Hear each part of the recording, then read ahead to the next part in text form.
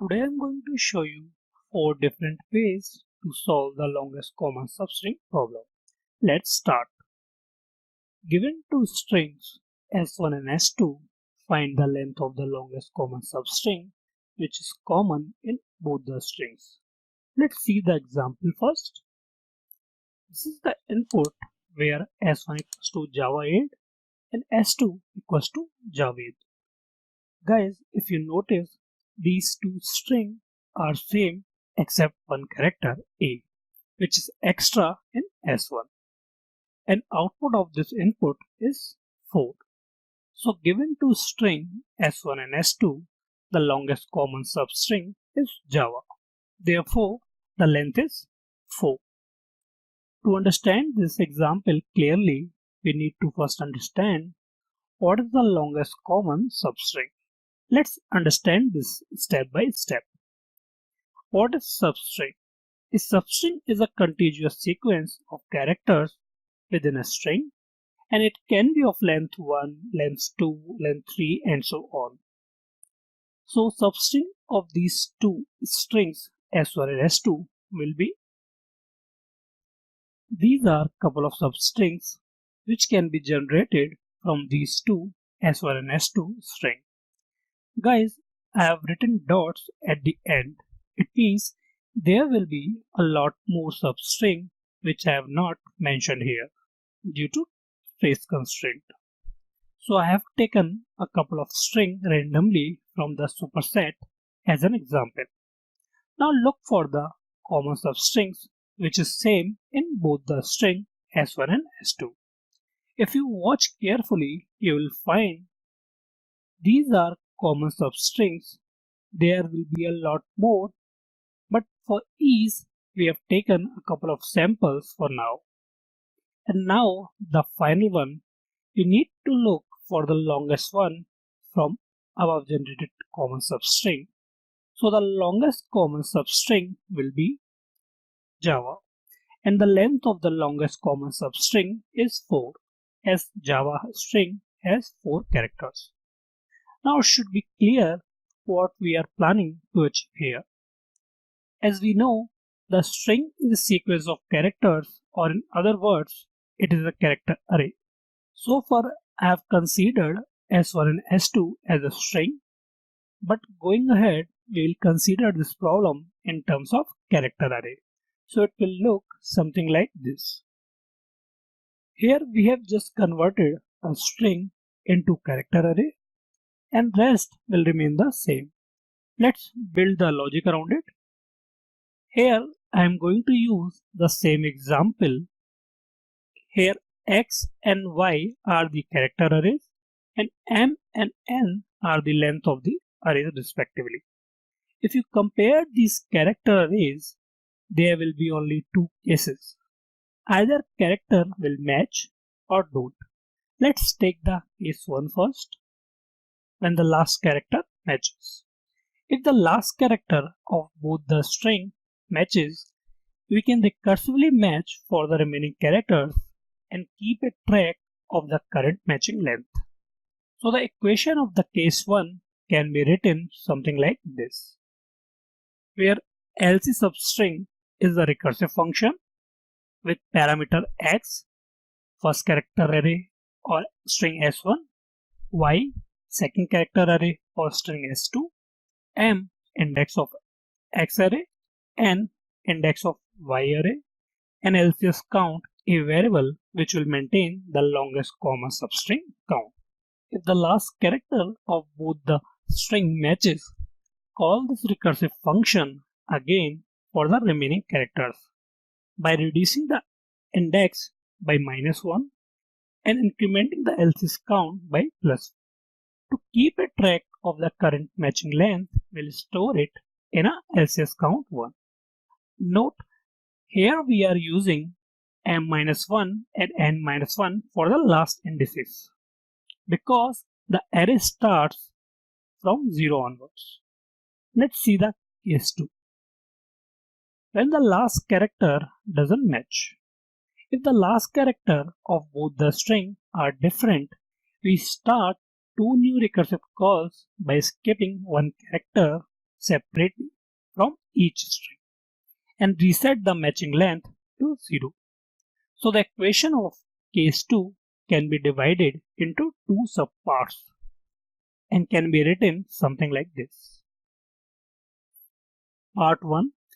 When we skip one character from the Y array, and whatever the result will come, we'll store it in else's count 2. Point to be noted here, we are setting the else's count to 0 as character is not matching. Similarly, part 2, when we skip one character from the X array and resetting the else's count to 0, whatever the result will come, we'll store it in else's count 3. If you combine these two cases, then the formula will look something like this. Else's substring will be equals to max of else's count among all three, else's count 1, else's count 2 and else's count 3. Now we know all the cases which we have to handle to solve this problem. Let's apply our DB technique to solve this problem. I will be using FAST technique over here to solve this problem. Those who are not aware of the FAST technique, please watch the episode 2 in my dynamic programming tutorial for beginner series playlist and come back later to get more out of it. Here F stands for find the recursive solution, which can be easily coded if you know the recurrence relation. Let's take the same example and form the recurrence relation based on what we discussed so far. Recurrence relation of the problem will be something similar to this. If x m-1 equals to y n-1, it means if the last character of both the string matches, we can recursively match for the remaining characters by reducing array indices by -1 and incrementing the else's count by +1. Else, we start two new recursive call by skipping one character separately from each string and reset the matching length to 0. And finally return the maximum of else's count among all three, else's count 1, else's count 2 and else's count 3. This is the base case because we will go from right to left till m and n are greater than 0. When any one of the array finishes processing, we will return the else's count. Now we have a recurrence relation with us. It's very easy to translate this into code, which will look something like this. This is the base condition. Return else's count. Store the else's count to else's count 1 temporarily.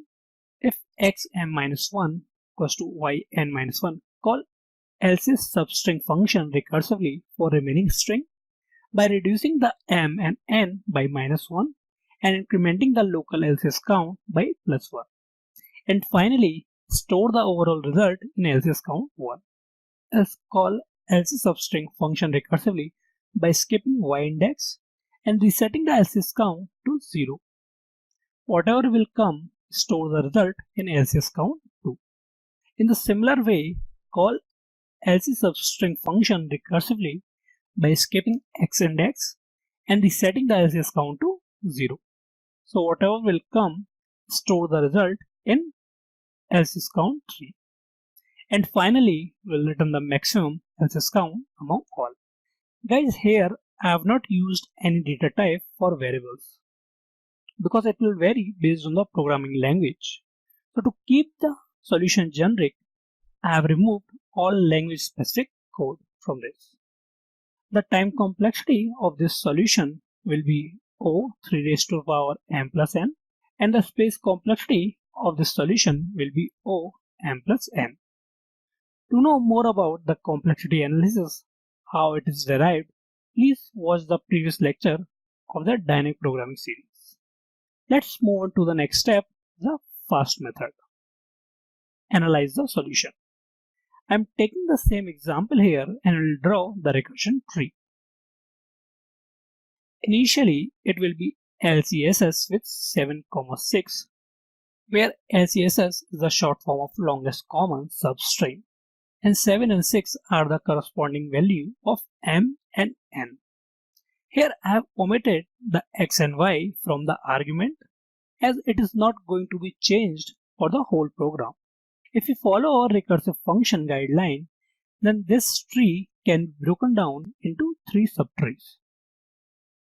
If the last character matches, we will reduce the index by 1 for both the arrays, which is shown here by pointing it with a green arrow.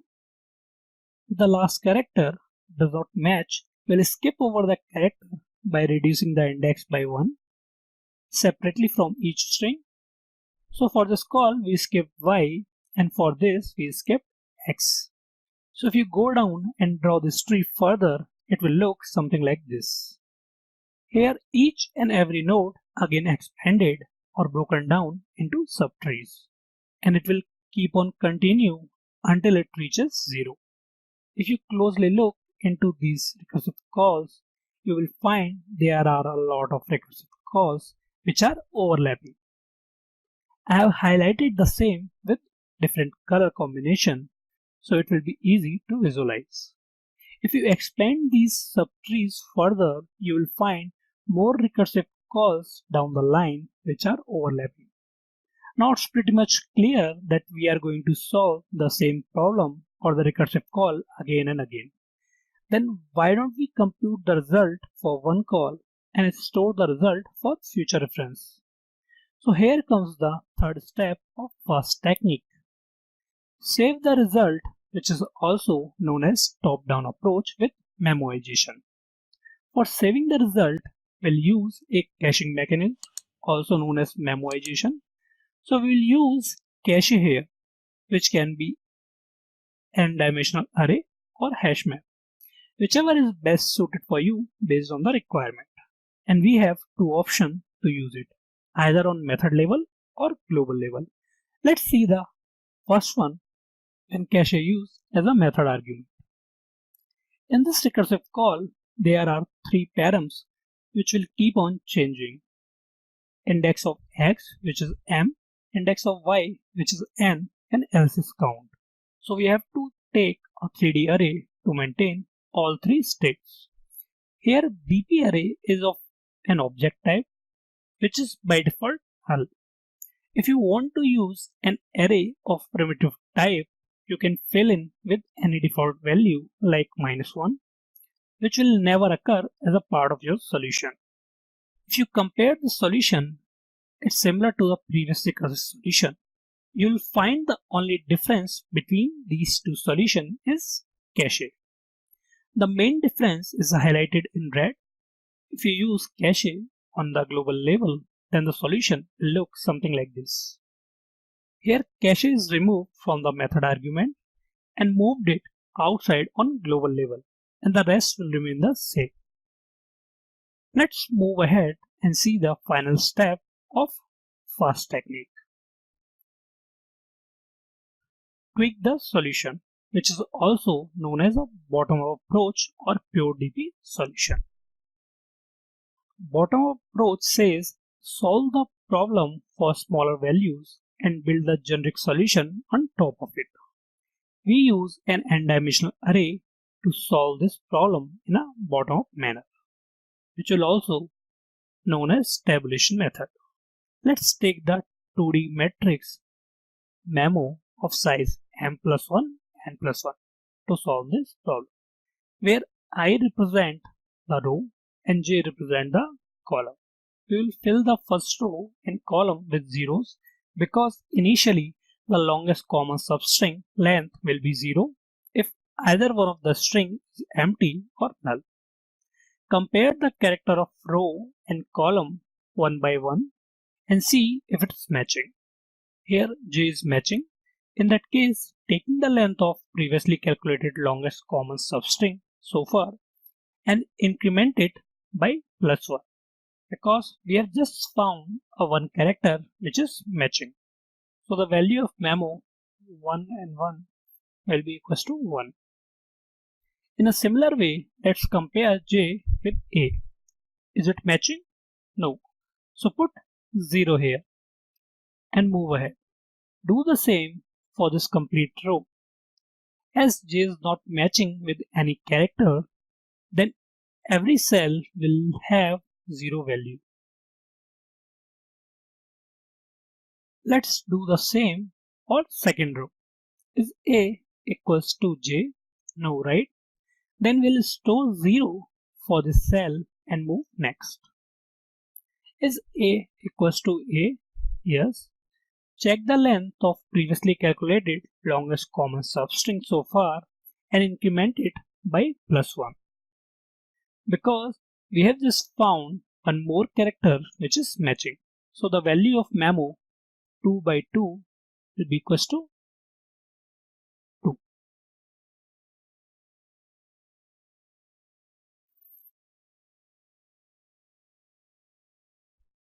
Let's follow the same for this complete row.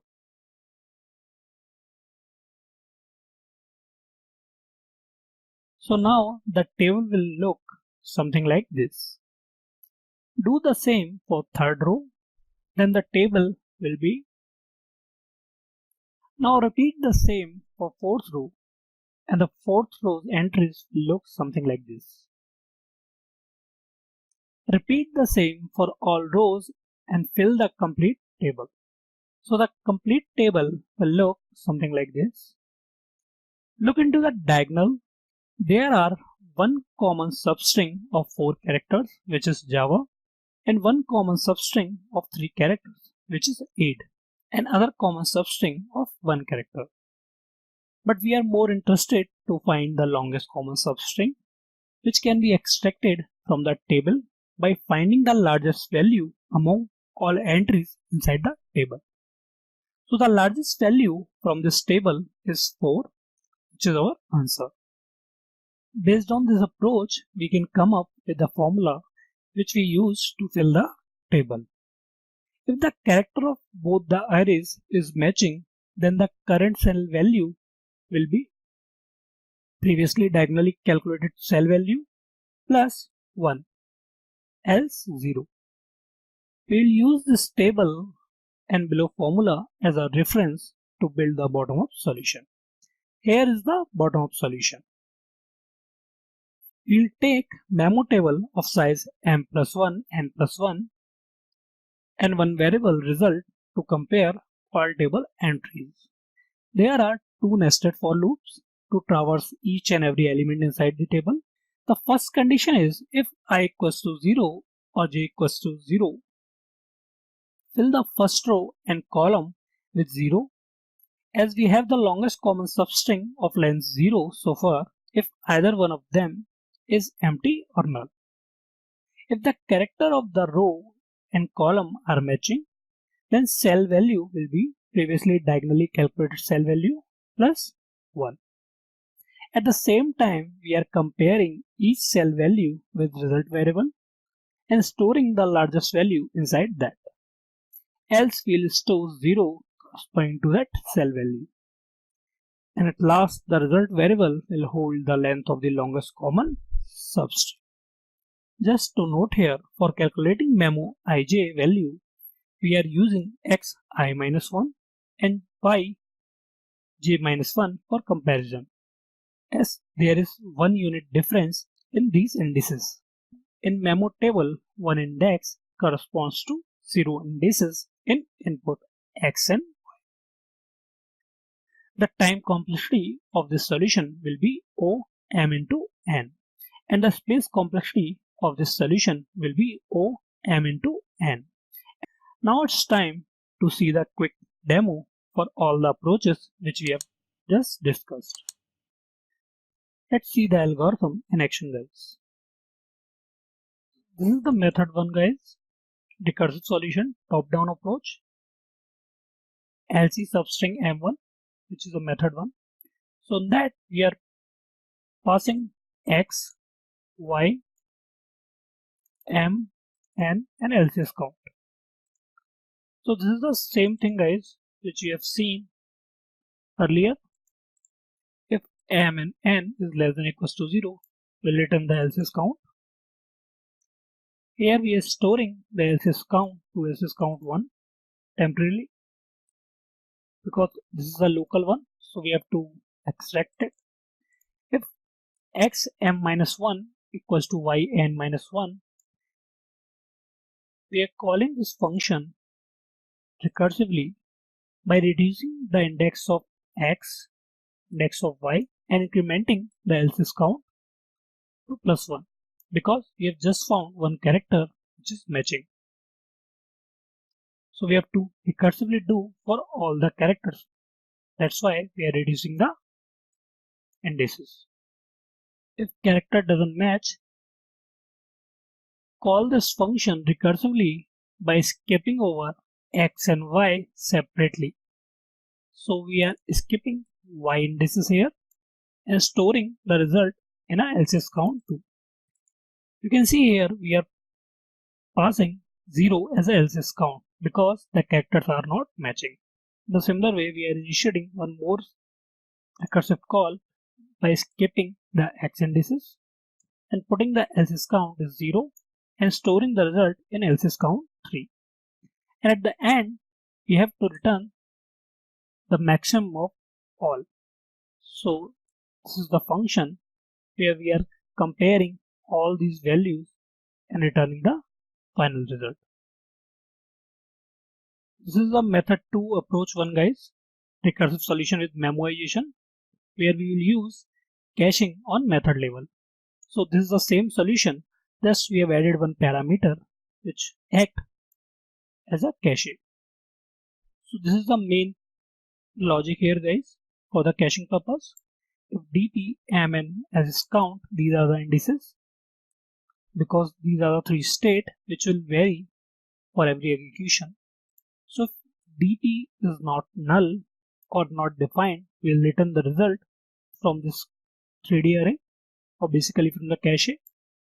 Else we'll do the same as we have done it above and store the final result into the cache. Right? So let's come to the method 2 approach 2, guys, where cache is on global level. So we have removed that dp argument, cache argument basically from here, and we'll use the cache which is declared on a global level. Guys, this array is defined. I'll show you where I have defined this array, but here I have just declared, and I'll show you the method where I have defined this array. So before calling this method, I have initialized that global array, but the more or less everything is same. Just we have removed this method argument. And this is the method 3, guys, dp solution, bottom up. So this is the approach 3, where we have parameter x, y, m and n, and this is the table memo which we have taken of size m+1, n+1, and result which will store the max of all else's count.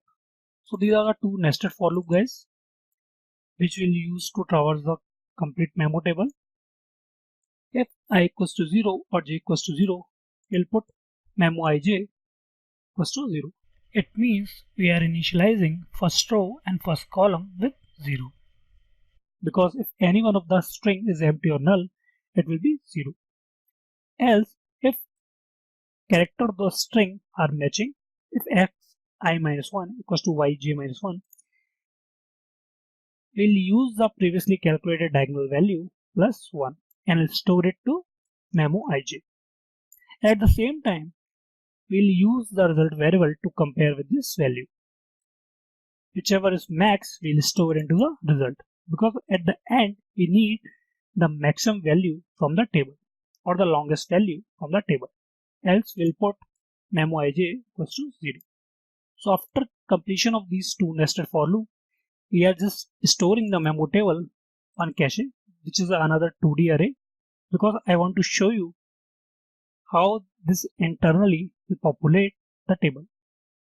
And finally we'll return the result. So guys, this is the main function where I'll take 2 inputs, and this is the method basically which I am calling in between, and that I'm converting that string to character array. As I told you in the starting itself, either you can pass string and compare by using a character, or directly you can convert into array and pass it. So I am converting into array and passing the length of the X array, which is M, length of the Y array, which is N. So these are the different methods which I am calling. I'll show you what is inside this method. So in that, I'm just calling that function which I just showed you by passing this argument. So for DP, I have initialized the array here and passing it as an argument.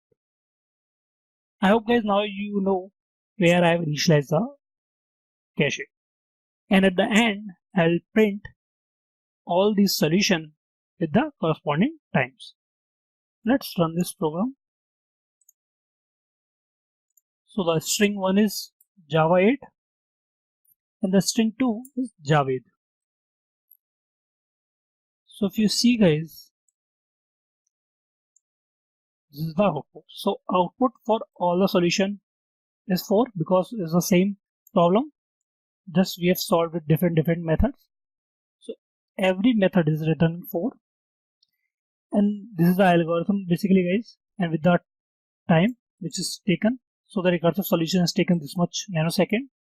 Top-down approach on method level taken this much, and top-down approach global level taken this much nanosecond, and the DP solution taken this much, which is the more optimal solution.